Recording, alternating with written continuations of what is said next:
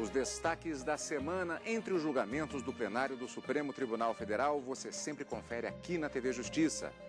É o Plenárias que está começando.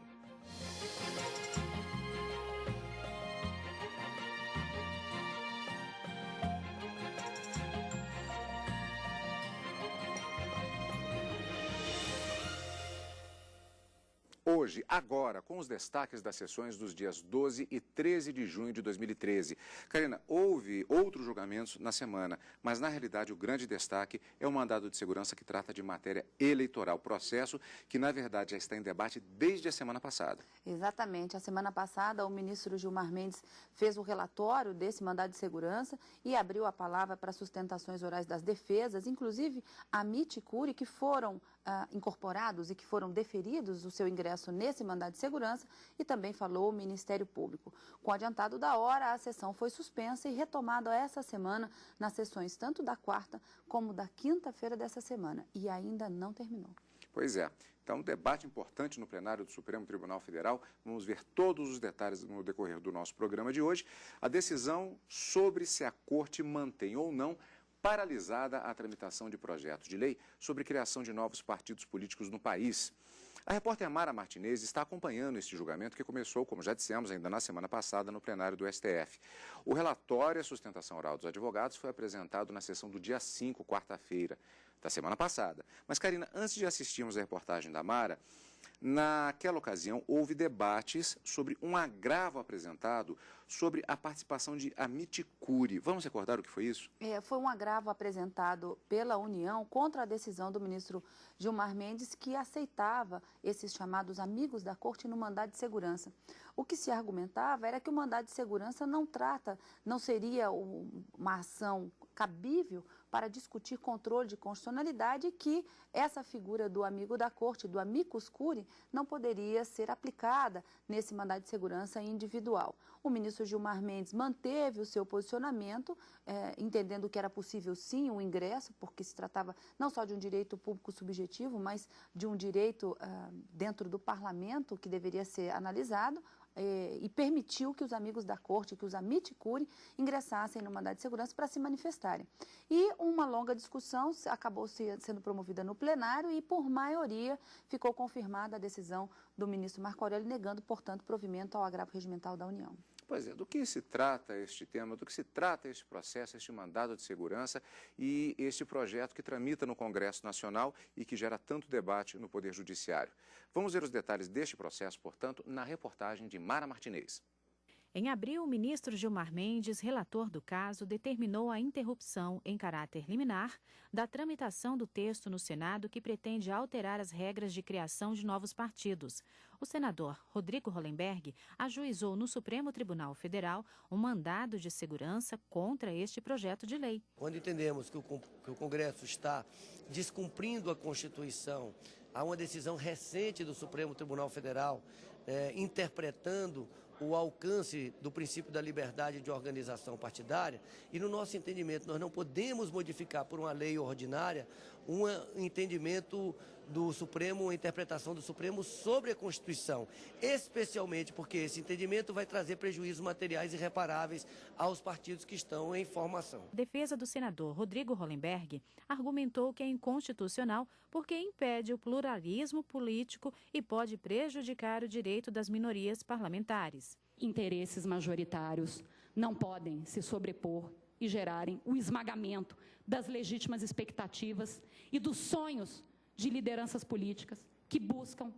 legitimamente se constituir na forma de nova agremiação partidária. A maioria dos ministros votou pela aceitação dos amigos da Corte e sustentaram que se trata de um processo que ultrapassa o mero interesse subjetivo.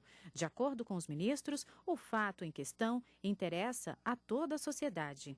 A própria lei veda a participação do terceiro juridicamente interessado.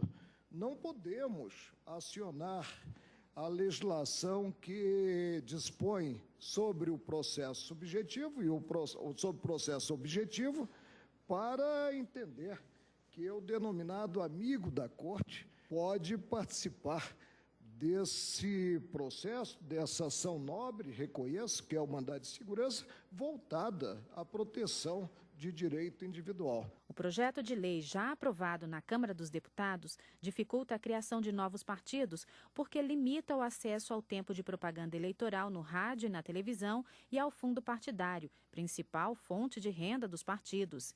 Em parecer enviado ao STF, o Procurador-Geral da República, Roberto Gurgel, defendeu a liminar que suspende a tramitação do projeto. O advogado-geral da União manifestou-se contra a suspensão do trâmite do projeto de lei complementar. No nosso entendimento, o Legislativo tem que cumprir o seu papel, inclusive com o Senado reanalisando o projeto de lei para confirmar ou não esse projeto. Pois é, e na sessão da quarta-feira desta semana, dia 12, o plenário do Supremo Tribunal Federal voltou a analisar o mandado de segurança. O relator no Supremo Tribunal Federal, o ministro Gilmar Mendes, pediu o arquivamento do processo que restringe a criação de novas siglas. Vamos rever como foi esta parte deste julgamento na reportagem de Daniela Garcia, incluindo ainda outros processos que foram julgados naquela sessão. O ministro Gilmar Mendes, relator do caso, foi o único a votar e admitiu o mandado de segurança. No mês de abril, o ministro Gilmar Mendes já havia determinado, através de liminar, a suspensão da tramitação do projeto no Congresso Nacional. Ficou estabelecido que o projeto de lei ficaria parado até a apreciação do tema em plenário. O ministro apresentou voto durante mais de 2 horas. Não admitir mandado de segurança em face de projeto de lei violador de cláusulas pétreas significaria permitir uma completa inversão de valores e de hierarquia, concedendo ao legislador ordinário prerrogativa que a Constituição vedou ao próprio poder de reforma. Essa tese leva a um resultado mais absurdo em termos de interpretação. Ele citou julgamentos anteriores do Supremo para mostrar que é possível o STF se manifestar sobre a inconstitucionalidade do projeto. Não se está falando de nada que já não existe há mais de 100 anos na jurisprudência desta Corte. É de que as questões políticas não são quando envolve direito subjetivo constitucional. O Supremo conhece de questões que não são meramente políticas, o que, aliás, é um rudimento do sistema. Desde que a questão está subordinada a textos expressos na Constituição, deixa de ser questão exclusivamente política. O mandado de segurança chegou ao Supremo Tribunal Federal por uma ação movida pelo senador Rodrigo Hollenberg. Ele pede a interrupção da tramitação do projeto que altera 2 leis e estabelece que, ao mudar de partido durante o mandato eletivo, o político não pode levar consigo os recursos do fundo partidário nem o tempo de propaganda eleitoral na televisão e no rádio. Para Hollenberg, a proposta retira a liberdade para a criação de novos partidos e fere outros princípios da Constituição.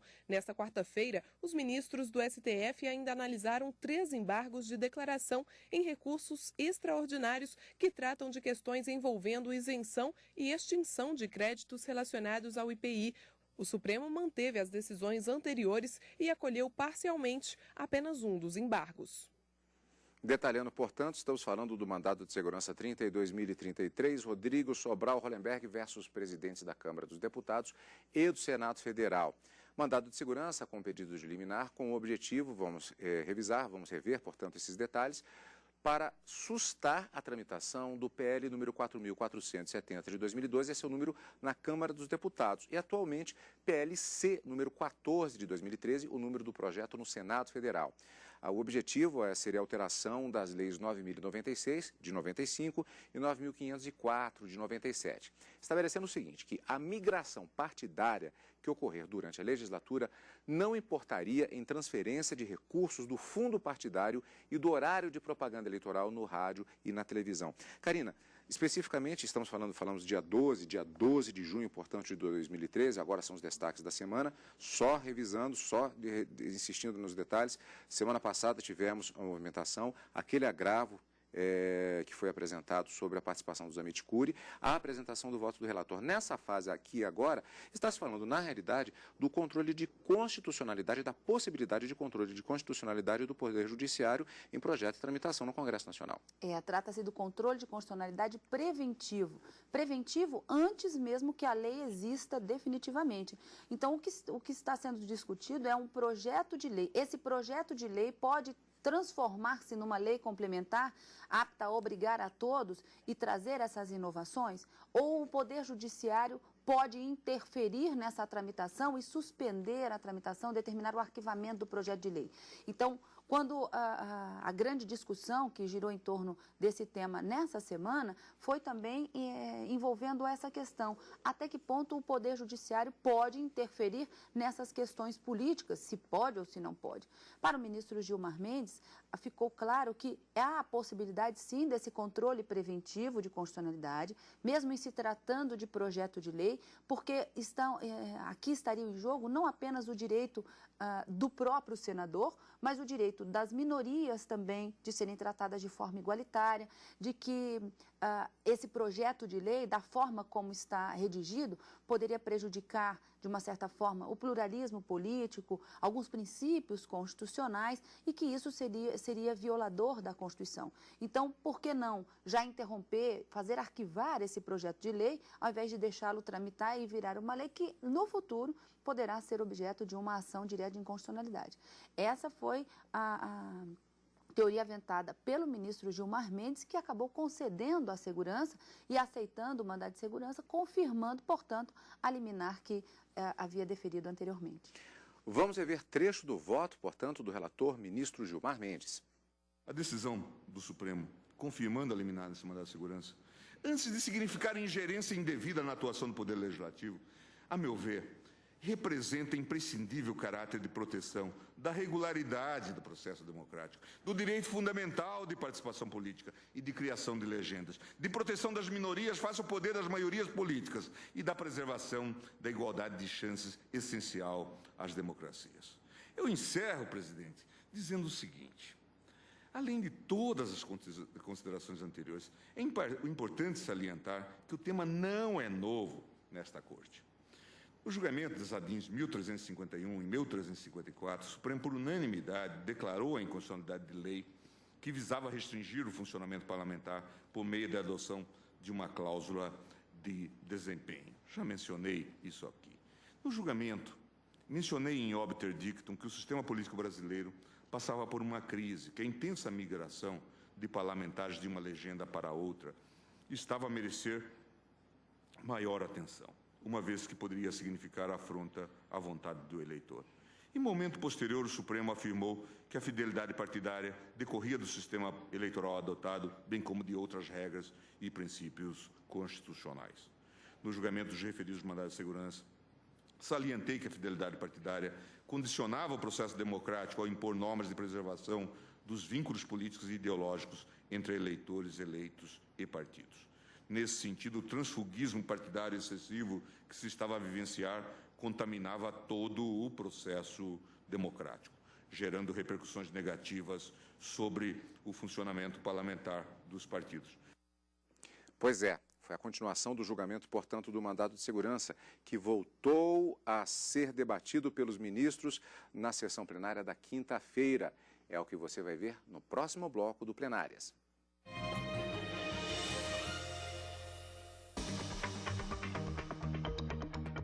O CNJ em Ação está de volta e com um novo formato. No programa desta semana, além de acompanhar as principais decisões do Conselho Nacional de Justiça, você vai conferir os eventos organizados pelo CNJ e os destaques do Conselho nas redes sociais. E ainda, no quadro Bastidores, uma entrevista com a conselheira Maria Cristina Peduzzi. Não perca!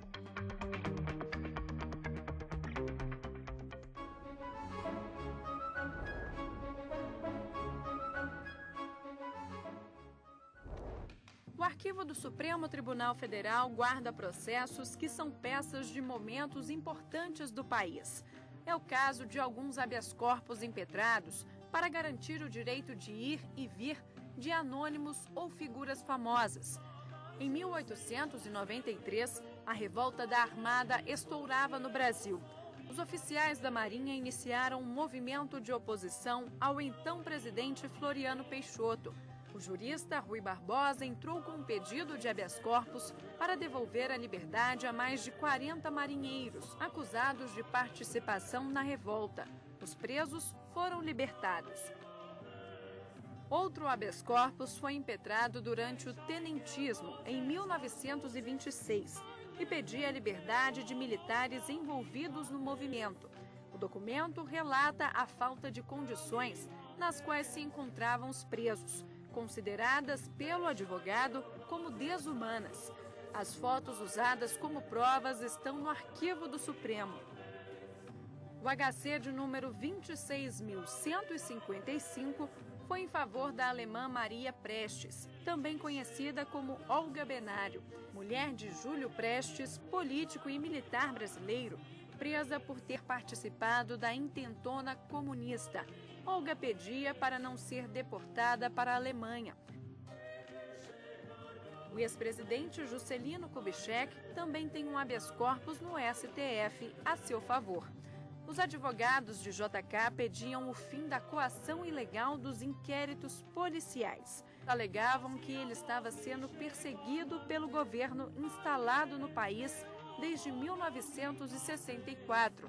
Recortes de jornais da época foram usados como provas para mostrar a exposição e as situações vividas pelo ex-presidente.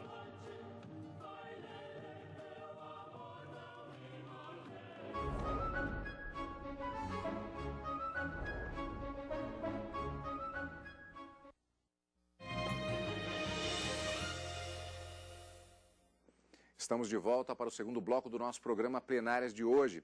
Como vimos, estamos acompanhando o julgamento de mandato de segurança no Supremo Tribunal Federal, que trata da questão da mudança de partido por políticos e as implicações que isso tem no fundo partidário e também no horário político eleitoral.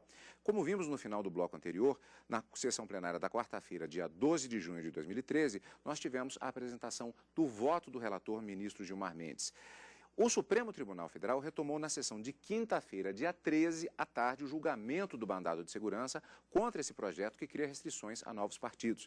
A tramitação na proposta no Senado está suspensa desde o fim de abril por decisão liminar do ministro Gilmar Mendes. O ministro Teori Zavascki foi o primeiro a votar e abriu a divergência discordando do ministro Gilmar Mendes, que na quarta-feira decidiu pela suspensão da tramitação do projeto. Teori destacou: só é possível declarar inconstitucionalidade neste caso após a aprovação da lei. Por enquanto, trata-se apenas de um projeto. Tal direito não está sendo sequer ameaçado, nem mesmo em tese. Eis que a participação do parlamentar no processo de formação das leis não é obrigatório. Na verdade, o que se busca a pretexto de tutelar direito individual é provimento de consequência muito mais profunda e abrangente, de inibir a própria tramitação do projeto de lei, o que significa impedir não apenas o impetrante, mas todos os demais parlamentares de discutir e votar a proposta. A ministra Rosa Weber concordou e considerou que interromper a tramitação seria fazer um controle prévio da constitucionalidade. Ela citou uma decisão anterior para justificar o voto. Diz o ministro Moreira Alves: não admito mandado de segurança para impedir tramitação de projeto de lei ou proposta de emenda constitucional com base na alegação de que seu conteúdo entra em choque com algum princípio constitucional. E não admito, porque nesse caso a violação à Constituição só ocorrerá depois de o projeto se transformar em lei ou de a proposta de emenda vir a ser aprovada. Antes disso, nem o presidente da Casa do Congresso ou deste, nem a mesa, nem o Poder Legislativo estão praticando qualquer inconstitucionalidade. O mesmo entendimento teve o ministro Luiz Fux. Ele ressaltou: não se pode julgar um caso abstrato. É preciso esperar pela lei para, a partir daí, decidir se há inconstitucionalidade ou não. O julgamento foi cercado por bastante debate. O que está colocado aqui é o pacto político da maneira como se disputa o poder. São cláusulas verdadeiramente não escritas. E o parâmetro é o início da legislatura. Não se pode alterar esse parâmetro do início da legislatura ao longo da legislatura a favor das maiorias. Não se pode. Senão é dar um poder, um cheque em branco, para aqueles que detêm as maiorias políticas de sufocarem as minorias. O ministro Dias Toffoli votou para admitir o mandado de segurança. Já Lewandowski discordou. Marco Aurélio também negou o pedido. O julgamento deve continuar na próxima sessão plenária com os posicionamentos dos ministros Joaquim Barbosa, Celso de Mello e Carmen Lúcia. O senador Rodrigo Hollenberg foi quem entrou com este mandado de segurança no Supremo. Ele pede a suspensão da tramitação do projeto que modifica 2 leis e determina que, ao mudar de partido durante o mandato eletivo, o político não pode levar os recursos do fundo partidário nem o tempo de propaganda eleitoral no rádio e na TV. Para Hollenberg, a proposta tira a liberdade para a criação de novos partidos e fere outros princípios da Constituição. Bom, Karina, na verdade o julgamento ele continua, mas há muitos pontos que estão sendo colocados. Isso pode ser objeto até de debate ainda durante a apresentação dos votos que faltam ainda. Inclusive o ministro Marco Aurélio fez colocações referentes à possibilidade de apresentação de mandado de segurança em questões semelhantes, como é uma das discussões exatamente nesse processo. No caso, o mandado de segurança, como um controle preventivo das ações do Poder Legislativo, o ministro Marco Aurélio lembrou o precedente da Suprema Corte e disse, inclusive, que esse precedente ele foi utilizado de uma forma indevida pelo próprio autor do mandado de segurança nas suas argumentações. Ele citou que o Supremo Tribunal Federal já admitiu, sim, mandado de segurança como forma de controle preventivo para obstar uma tramitação de projeto de emenda constitucional. Agora, com relação a obstar a tramitação de projeto de lei ordinária, lei complementar, isso haveria ainda uma jurisprudência já consolidada no Supremo Tribunal Federal, no sentido de não se poder interferir nessa conduta do Poder Legislativo, que já faz um controle preventivo para que essas leis saiam já do Congresso Nacional com essa presunção de legalidade e de constitucionalidade.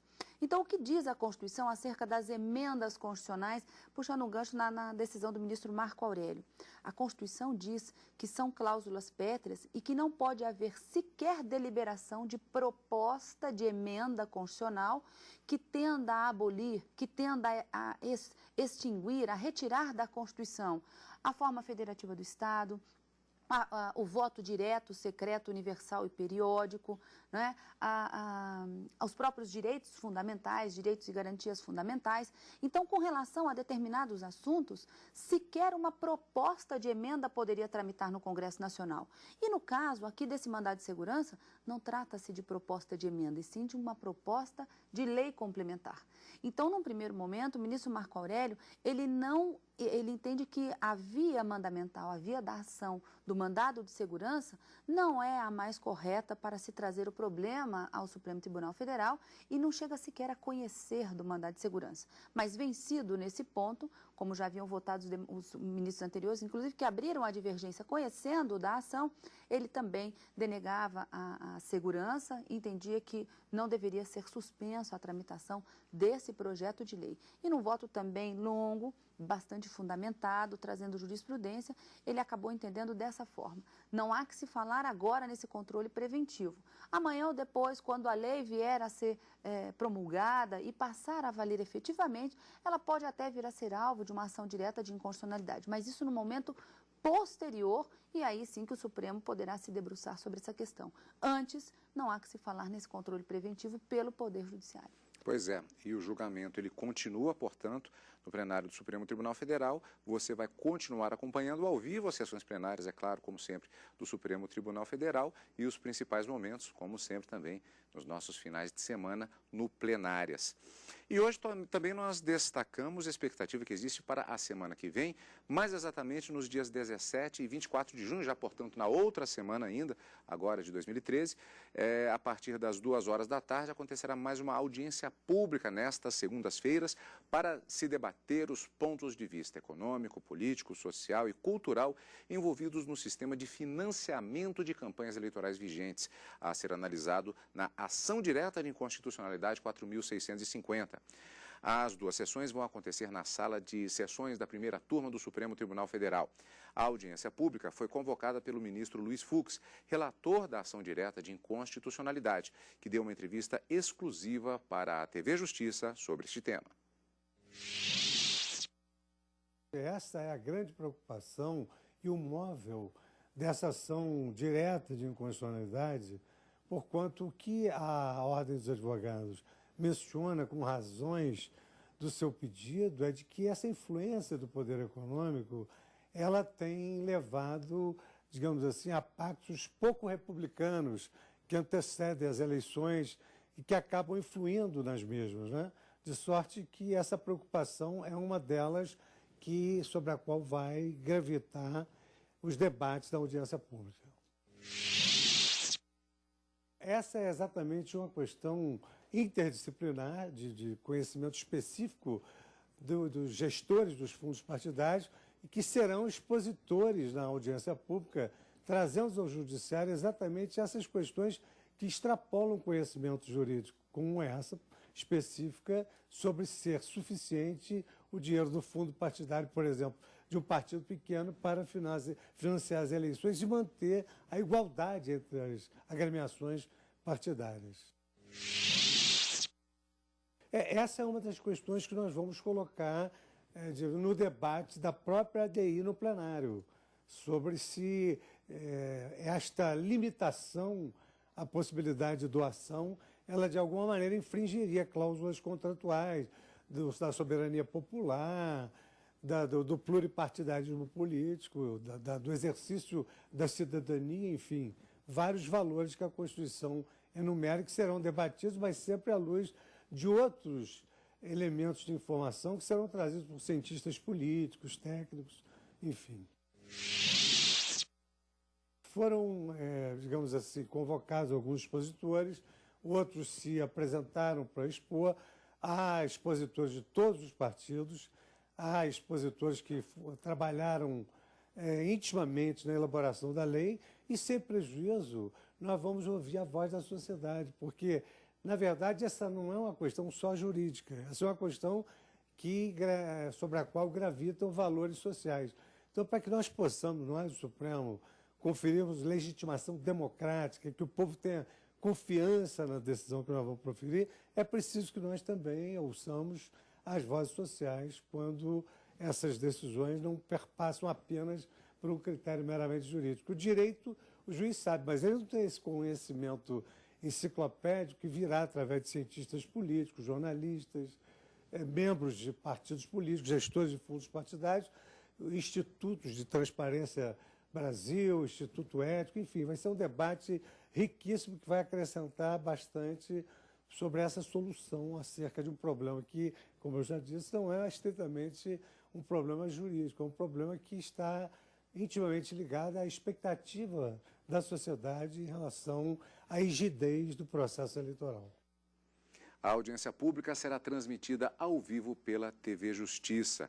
E também vamos dar destaque a esse tema no próximo programa Plenárias, no acompanhamento exatamente desse tema, que será, portanto, objeto também de julgamento no plenário do Supremo Tribunal Federal. E, além disso, na próxima semana também encontro marcado, é claro, como sempre, né, Karina? Encontro marcado na quarta e na quinta-feira ao vivo, com o direto do plenário, e no final de semana com plenárias. Obrigado pela companhia, como sempre, e continue aqui na TV Justiça.